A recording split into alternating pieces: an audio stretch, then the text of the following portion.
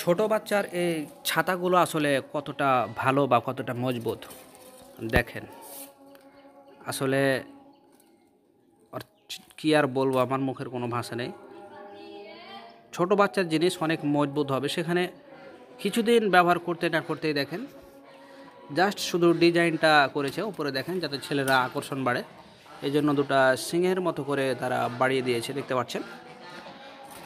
কিন্তু তাদের যে একটা ভিত্তি, যে একটা শক্তিশালী হবে, দেখেন এটা এমনিতে ঘুরছে। আপনি এই যে দেখেন, আমি আসলে এভাবে করে খালি করছি, তাই সবই ঘুরছে সাঁতার।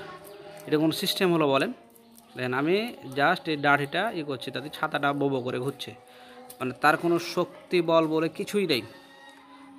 এখন একটা জিনিস খেয়াল করেন, টাকার দিকে তো নিশ্চয় বেশি নিয়ে নেবে এগুলো, কিন্তু এগুলোর নির্মাণ কোয়ালিটি দেখেন কি একটা অবস্থা। এগুলো সরাসরি প্লাস্টিক দেওয়া আছে,